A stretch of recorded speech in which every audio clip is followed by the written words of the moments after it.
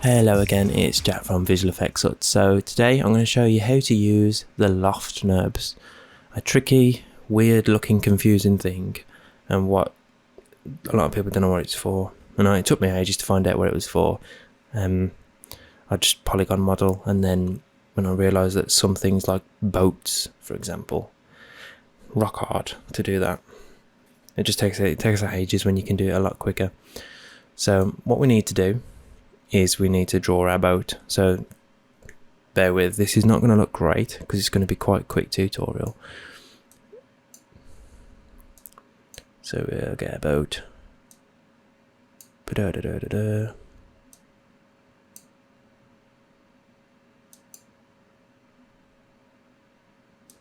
You could use the symmetry here as well, but let's go for something that's not symmetrical.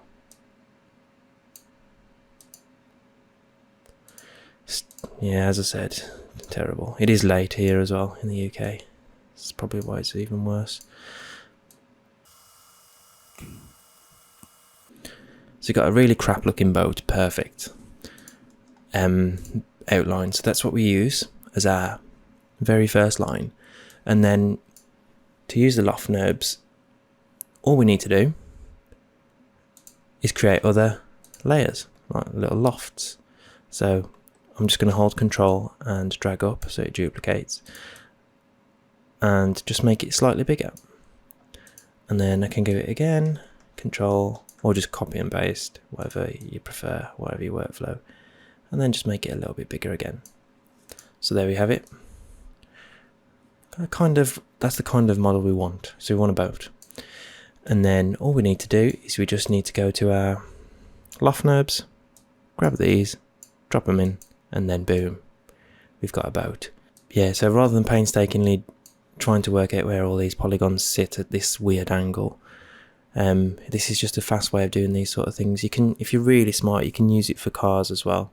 It's probably good for things like bumpers as a starting point, but you still need to do a lot of polygon modelling, but it might save time. So if you use that sort of method for that, then that's great.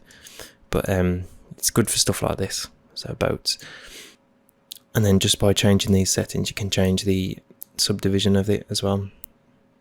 So if you're happy with the shape, you could make it really high poly and then do whatever you want to it, model, sculpty, whatever nonsense. But let's say we want to go with something like that.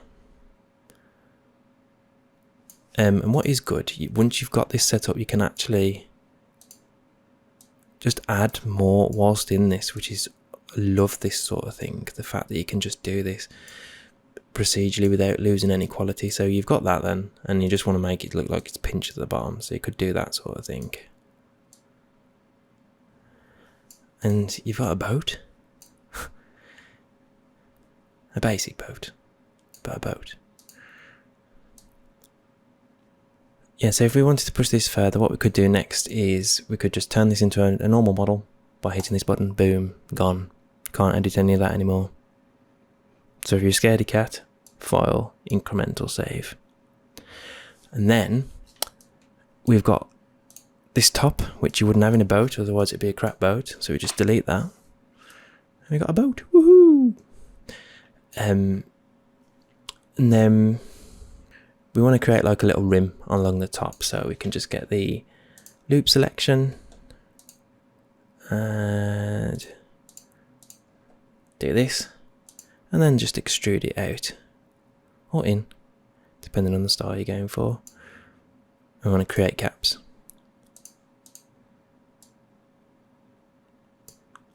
This is ugly at the back, so we can just lift that up.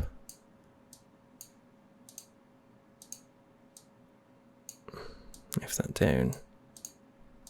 Remember, this is a quick and dirty tutorial to just get you the basics of Loft NURBS, and then you can do whatever you want.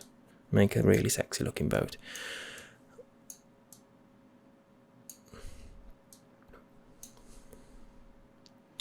So you've got something that looks like that, and then the rest is up to you. You can just start putting slats in, a seat maybe, It's worth keeping the spline actually, so it is good job that I incrementally saved, because you can use that spline then to, let's just show you.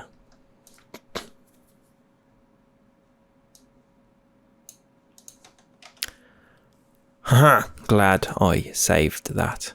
So we just need to get rid of these. We're going to need the top layer. We will merge that into a model. Seed. Just save us getting the curves again. And then what we can do is, remember, this is just one way. You can do it loads of ways.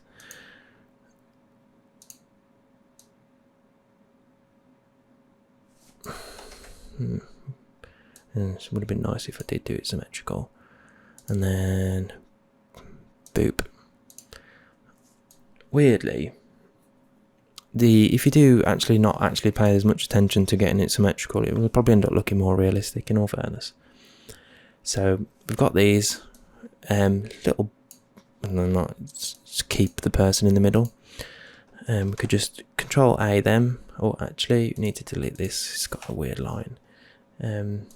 Control A them, and then we can do the same with them. Extrude them down, and then we can go on these edges here and bevel them, and just add a subdivision to that slightly. Doesn't need to be long. The same on the bottom. Same on the bottom. So that's nice. We've got like a little seat. Well, like a blocker. And then you could use that and duplicate it down. That's funky. Rubbish though. Right, and then we can just shrink that because we've already got the shape. The shape doesn't really change. That's a good thing about Loft as well. You can change the shape and just start playing with stuff like that, and you could have that kind of thing and then have beams in the middle. So there's a lot of options with this as a base. Just shrink that so it's not overlapping geo. So there's just a few little tips to help you start your boat making journey. Yeah, feel free to drop a comment below and send us your renders if you've made a boat, or send us a link to what you've managed to achieve following this tutorial, and catch you on the next one.